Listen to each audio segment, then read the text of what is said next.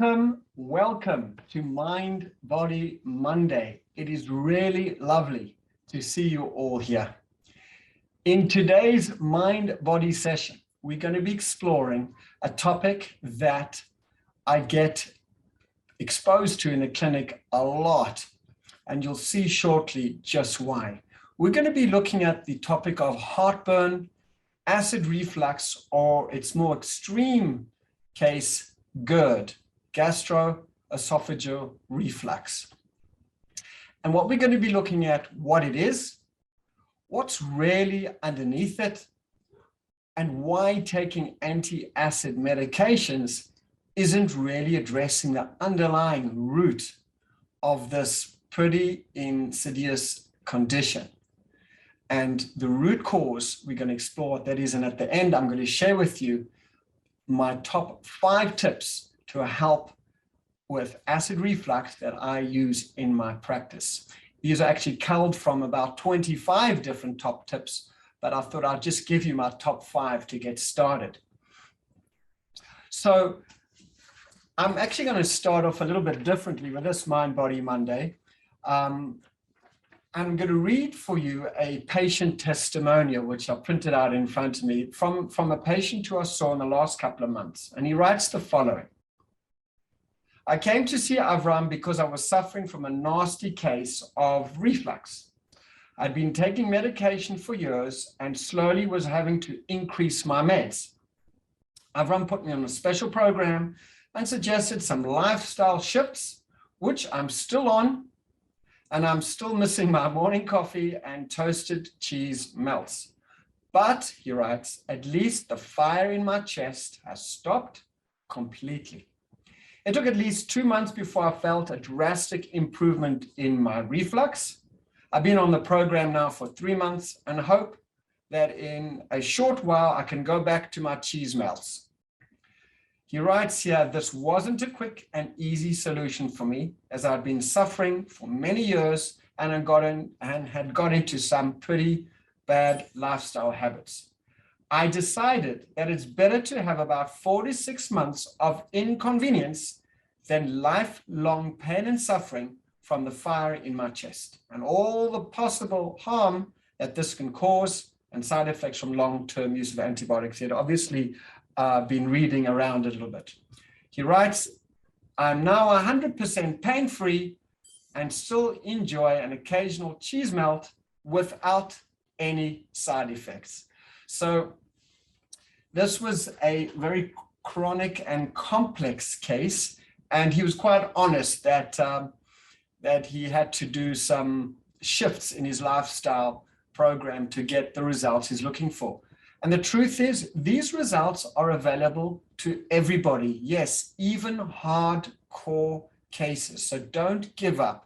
Every little bit counts. The program is not all or nothing. He does have his cheese melts. He loves them, but he's not off them. But he now knows how to listen to his body and manage himself. So for those of you who are new to Mind Body Monday, my name is Avraham Gundle. I'm the founder and director for the Center for Integrated Medicine. I'm qualified as an osteopath, and I practice functional and integrated medicine. And over the last 30 years or so in private practice, I've been privileged to help a lot of people suffering from chronic health issues, be it digestive issues, anxiety, eczema, asthma, autoimmune conditions, etc. And recently, over the last couple of years, more in depth with reflux and other digestive issues. Most people don't know that about 20 to 30% of the American population suffer from reflux. The latest statistic says over 60 million Americans suffer from reflux at least once a month. And that also says about 15 million people have a daily symptom of reflux. This is according to the American College of Gastroenterology. So this is a very common condition. So stomach acid in the right place is a wonderful thing. Stomach acid in the wrong place is really harmful and damaging. In if a person were to take a drop of stomach acid and just put it on outside of the hand or on the skin surface of the body, it will burn and cause a blister because it has a pH of about 1.5 to 3.5, which is pretty acidic and quite corrosive. There's a very interesting misnomer here. The name acid reflux, as well as the symptom, implies that this is an acid problem, i.e. really too much acid, and therefore the world recommends antacids known as proton pump inhibitors or TUMS and things like that to really turn off the stomach acid production. But you're going to learn very quickly that this is actually, in my opinion, and what I've seen in my practice, not the approach at all. In fact, research has shown that, that as a person ages, the stomach acid production decreases, but yet the population suffering from the highest amount of reflux and GERD is the over 60-year population. There was some interesting research from the Journal of American Gastroenterology Society, which found that 30% of people 60 years and up have little or no stomach acid production. And another study found that 40% of postmenopausal women have no basal stomach acid production. Basal stomach acid production is that stomach acid that's produced not in response to food or eating. It's a sort of background acid production. So let's just take stock for a moment. Here's a population suffering from acid reflux, but yet have the lowest production or no production of stomach acid. So why would they want to be treated, or why would they be treated with stomach acid medication that turns off stomach acid supply? They don't have it in the first place.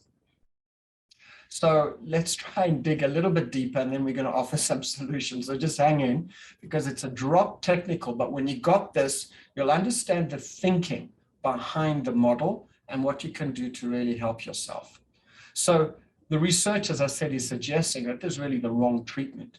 And there are many, many studies supporting the fact that antacids over the long term is actually suppressing stomach acid, and it doesn't treat the problem. It only treats the symptom, and only temporarily, like my patient who found that he started off with 20 milligrams of Losec, which is a proton pump inhibitor, and then over time that went up and up and up until he was still having symptoms, but on a twice daily regime of higher dose and still not getting any joy. In fact, research from the Mayo Clinic showed that the long-term use of antacids have potentially great side effects, including osteoporosis-related hip fractures, a certain kind of diarrhea resulting from an overabundance of a certain kind of bacteria called Clostridium. And you'll understand shortly why that would be. Low magnesium levels, vitamin B levels that are low, problems with potential kidney issues, and even dementia. So the long-term use of antacids is really not recommended. Generally speaking, they only recommend it for short-term use, 14 days, a month really. But what we're doing here with Mind Body Monday is really empowering you with an understanding of how you can help yourself and really advance your health, not only in digestive issues, but in health in general. In fact, most people that come in with heartburn to my clinic have a bottle of TUMS in their pocket or in their handbag. And TUMS research about TUMS says long-term use causes similar problems to the proton pump inhibitors, which is, hip fractures from osteoporosis, GI infections, and even pneumonia, because stomach acid production is so important for our immune system. It really has two main functions. The first function is acid in our stomach is the first place where viruses, bacteria in our food or inhaled, etc., gets into our stomach, and they pretty much taken care of through that acid, which is highly corrosive. So it keeps our immune system strong. So with long-term use of antacids that are turning off that production, we don't have really that first line of immune defense to support us and keep our immune system strong. Obviously, stomach acid has another key function, which is help to digest food, specifically protein. So what's really going on? That's really what I ask myself and I ask my patients. So the prevailing medical understanding is that GERD, the more advanced form of reflux, and bear with me, there's a drop technical, but when you understand this, all the pieces of the puzzle will come together quite quickly. This is caused by a dysfunction in a valve, in a sphincter, called the LES, the lower esophageal valve or sphincter, which is basically a seal at the bottom of the esophagus where it meets with the stomach. So by way of analogy, when a pipe under your sink is leaking, we all know the solution is not just to turn off the water forever. The solution is to fix the leak. But a solution beyond that is to figure out why the leak was there in the first place. So the prevailing medical understanding is that reflux is a result of this valve dysfunction caused by an increased pressure in what's called intra-abdominal pressure, a raised pressure inside the abdomen that is really putting stress on this sensitive valve. It's causing it to leak, and hence the acid is going places it should not be going. So that's really a little bit of what's called the pathophysiology, the process of what's going on behind this condition. So as a functional medicine practitioner, where I look at the whole body, the mind, the spirit, and understand all aspects of a person's lifestyle and personality and morning routines and stresses, I'm able to, in a way, draw the curtain back and look a little bit deeper and understand what are some of the parameters causing this in each individual patient. In fact, I could be treating two patients with advanced reflux and treat them in two very, very different ways, abiding by the general rules, but the application for each person is different. Because we are all different, we have different biochemical individuality pieces. We respond to life stresses differently. We have different genetic makeups, et cetera, et cetera. So therefore, I wish I could just take the prescription off the shelf and give it to all of my patients with any chronic condition, but it's not so simple because different people respond differently to different things. And what I'd give one patient could actually aggravate them, and it's happened. And I can give that same thing to another patient, and it'll really turn off their inflammation and really help them heal. And this is why it's so important to work very closely with whoever you're working with, a functional medicine doctor who understands the bigger picture. It's almost like a mechanic who's not only going to diagnose your car problems by listening to the hum of the engine, but he will also lift up the hood and really take a good look and inspect and even get underneath and get a bit greasy, so to speak, to figure out what is going on.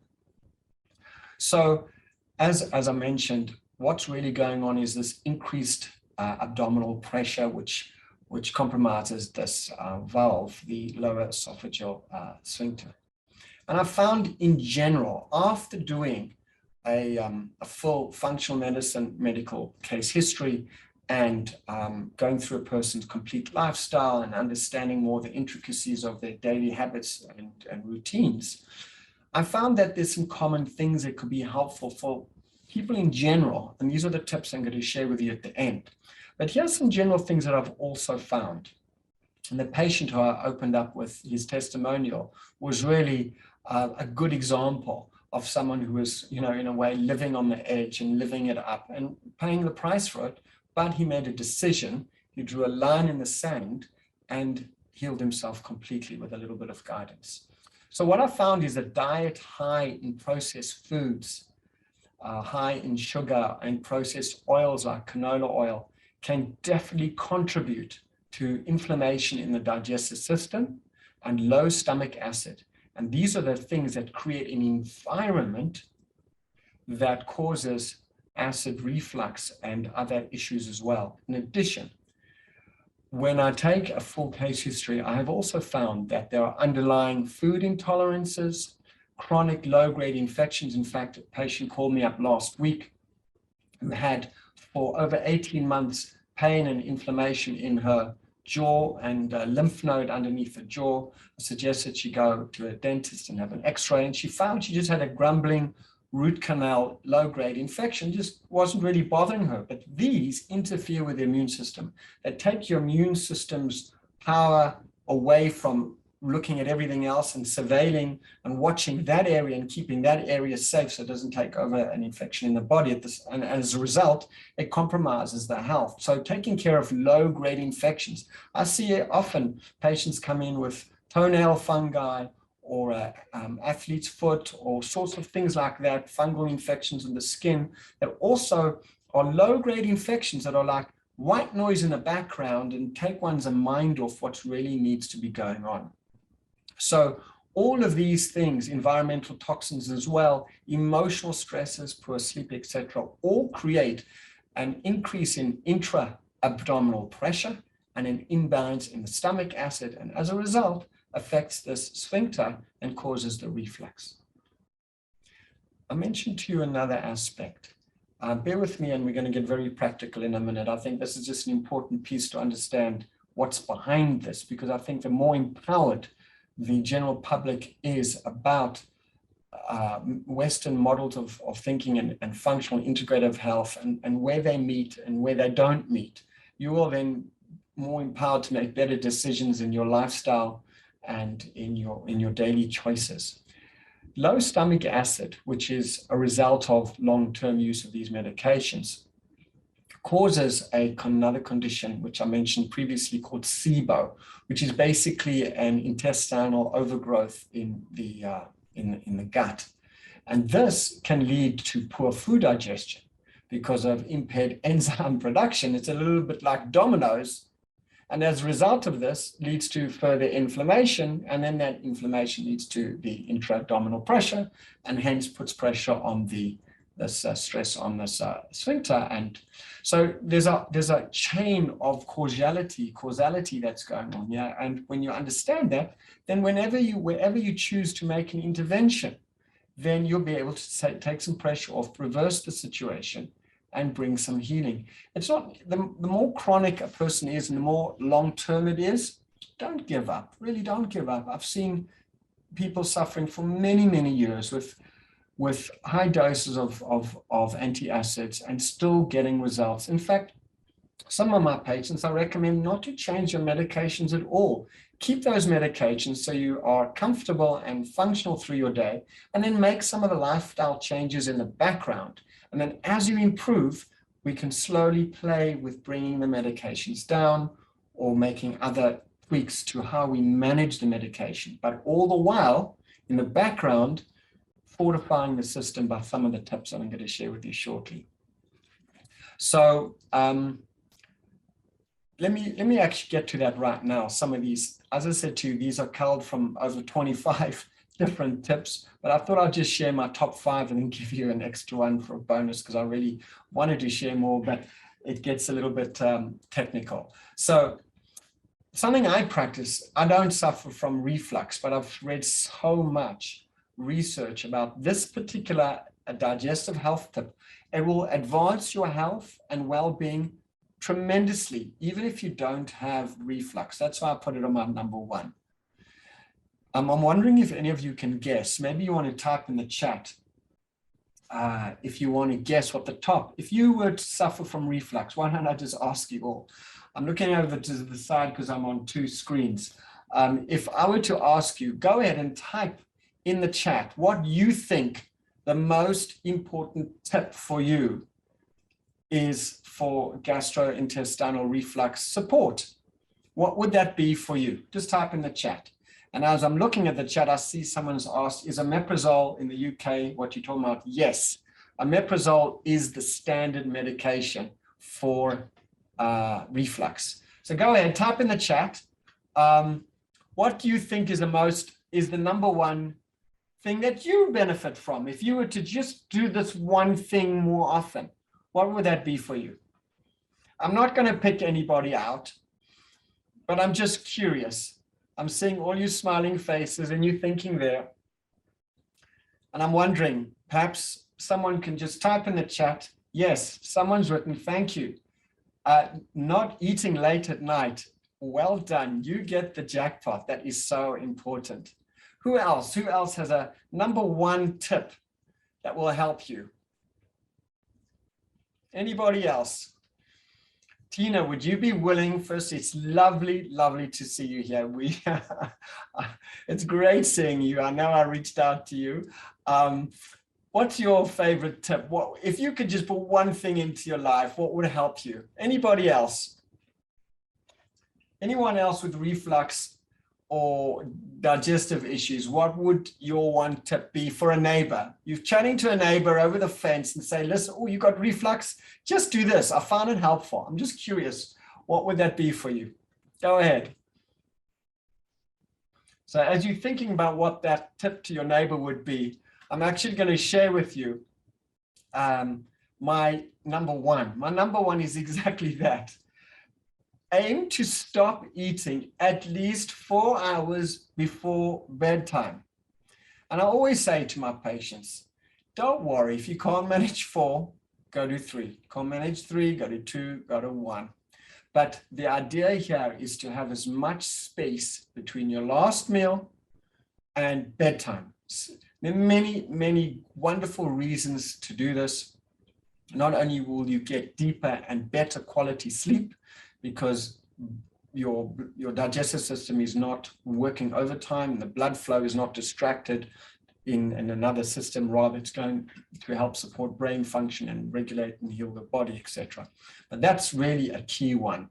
So the second strategy, or the second tip, is really increase water intake. I saw a patient 2 days ago who said to me, you know, Avram, in the wintertime, it's cold. I don't want to drink cold water. I have a hard time drinking cold water. And she has about 3 cups of nice hot coffee a day, and yet has some major digestive challenges. So the solution is very easy. I said, this is my personal drinking water bottle. It's 1 liter. I try and get through about 2.5 to 3 of these a day. I simply put filtered water in half and warm to hot filtered water in the other half, and I land up with some warm water, and I sip that through the day. And sometimes I put in some other essences which help support energy and concentration and digestion. But the idea is to have, get your proper hydration and to measure it, because the key is what you don't measure, you cannot manage. So really, if you have a hard time with drinking water, put a timer on your clock, put a timer in your app, and just let it remind you a bunch of times through the day. So 2 other people have written in the chat, thank you very much, is sleeping on the left side. There is reason for that. It's a very sound reason. If that helps you, definitely do that. And Tina has written in, thanks Tina, eat more veggies. Can't agree more. That being said, sometimes raw vegetables can be problematic, and sometimes they need to be really well cooked or steamed and maybe blended, but definitely that is coming to really my next tip, which is to increase prebiotic fibers and increase probiotics. So prebiotic fibers are things like ground flax seeds, chia seeds, hemp seeds. In fact, today I had a fresh artichoke heart salad. Fresh meaning fresh from the can, that's what I could get, but it was a high quality product. And artichokes, leeks also are very good and very high in these prebiotic fibers. A little bit of salad dressing appropriately, some olive oil on that is absolutely delicious. So the prebiotic fiber is very important. It provides the substrate, the base for the friendly bacteria to grow on. And when low stomach acid is there, then there's potential hostile bacteria that can overtake, and not a good thing. So the prebiotic fibers help friendly bacteria grow. And therefore, you'd want to take a probiotic, either in a tablet or capsule. My favorite is cultured veg. I personally make about 5 or 10 kilograms a month of sauerkraut, which one of my kids happens to love, and the others don't. Or you can just make cultured vegetables like cucumbers or carrots, etc. These cultured vegetables are a wonderful, rich form of probiotics.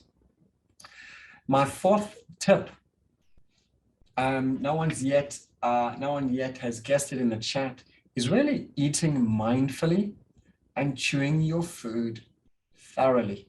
This is so important. The patient I was referring to you yesterday, is eating constantly on the run, come into the kitchen, open the fridge, grab something quick, go to the carpool, pick up the kid. It's constantly on the move. There's no way the digestive system will be able to handle that. It's a little bit like, the digestive system is a little bit like an orchestra, call it like a 50-piece orchestra. Imagine all these musicians on the run with their various instruments trying to make harmony. It's going to be a cacophony. So eating mindfully is so important. Last week's Mind Body Monday, I spent a little bit of time talking about the research about distracted eating. So you can check out the replay there. So eating mindfully, enjoying your food, sit down, chew your food, and that way you'll be able to get all the benefits of good digestion, less pressure in the gut, and towards solving your problem. The last tip for today's Mind Body Monday, I say that, but I've got a bonus up my sleeve for you, is consider adding a digestive enzyme or a HCl, hydrochloric acid supplement. Now, this is counterintuitive to the medical model because people are thinking, acid, why would you want to, the acid reflux, there's too much acid. Actually, no, research says there's possibly too little acid. So therefore, you'd want to possibly, and this is why you want to work with a healthcare practitioner, possibly add additional acid in there. Okay, so those are the 5 quick tips. Let me look at the chat. Someone's asking me about vegetables, should be cooked, uncooked, how much water did you say, herbal teas, okay. This is a classical question about should veggies be cooked or uncooked. And the truth is it really depends on each individual and their unique digestive needs. Some people do really well with raw veg. Some people really do poorly. You've got to listen to yourself. You've got to experiment, but work with a healthcare practitioner who understands this. It's time to really look under the hood with you and really understand your unique situation and guide you best. So before I end, I'm going to just share my bonus tip. I couldn't hold back. I have a list of 25 and I just know their help and I still want you to get the help you need. This health tip, if all you do is this one, it could really make a difference. That's assuming all the other functional and integrated medical aspects have been checked out, is proper food combining. Eating protein and carbs at the same meal could, for some people, be a gastric source of gastric disturbance because protein requires more of an acid digestion, while carbs require relatively more alkaline digestion, and therefore there's a competing for enzymes in the body. There's an incomplete digestion. So if you just separate the two, and in my upcoming gut program, I go into a lot more detail about, firstly, all the other 25, but secondly, the nuances with each tip that need to be applied to each specific person in their unique situation. So before we end, I always like to end Mind Body Monday with a weekly challenge. So if you're keeping up with my challenges, you're probably doing really well. So if you suffer from reflux on any level, if it's once a day, once a week, once a month, listen to your body, apply some of my 5 tips, or maybe the 6th one as well as the bonus. And let me know how you do. Send us an email. If you're watching the replays on YouTube, please write in the comments. This way I can reply and respond to you. I just want to say thank you to each one of you once again for making Mind Body Monday possible, because if it wasn't for you, I wouldn't be here.